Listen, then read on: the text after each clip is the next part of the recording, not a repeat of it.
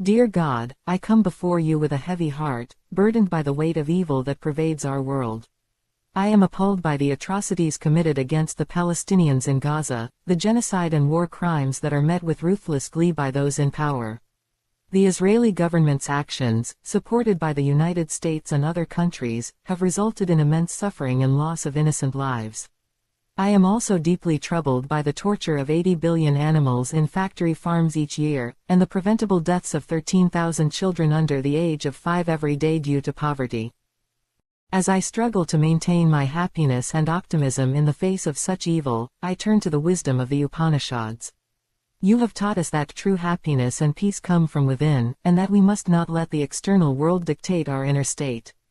In the Katha Upanishad, it is written, when a man is born, he is born with desires, and as he grows up, his desires grow. When he dies, his desires die, and he is reborn with new desires. I pray that you grant me the wisdom to understand that my desires for a perfect world, free from evil and suffering, are natural but not the source of my happiness. The Upanishads also teach us about the concept of Sakshi, the witness consciousness that observes the world without being affected by it. I pray that you grant me the ability to witness the evil in the world without being consumed by it.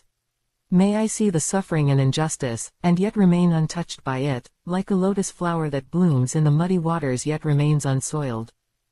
I am reminded of the concept of nirvana, or dispassion, which allows us to see the world with equanimity, without being swayed by emotions.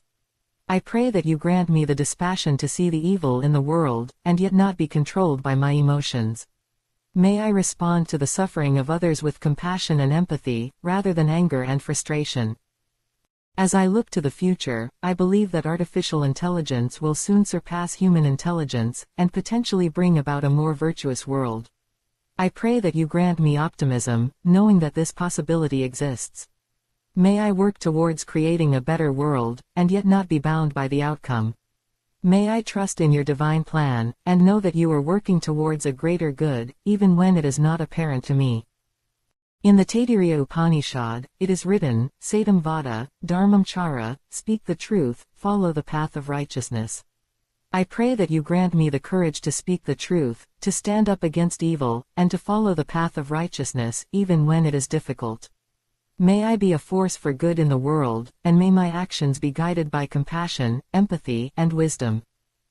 As I conclude this prayer, I ask that you grant me the wisdom to see the world in a way that does not take away my happiness and optimism. May I understand that the evil in the world is not a reflection of my own worth or the worth of others. May I know that I am not responsible for the evil that exists, and yet I can still work towards creating a better world. May I trust in your divine plan, and know that you are working towards a greater good. I pray for the wisdom to understand that happiness and optimism are not dependent on external circumstances but rather on my inner state. May I cultivate a sense of inner peace and contentment, even in the face of adversity. May I be a beacon of hope and light in a world filled with darkness and suffering.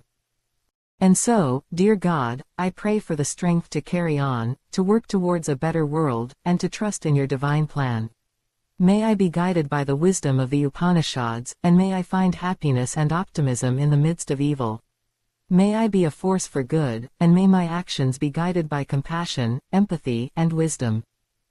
Om Shanti, Om Shanti, Om Shanti. May peace be with me, and with all beings.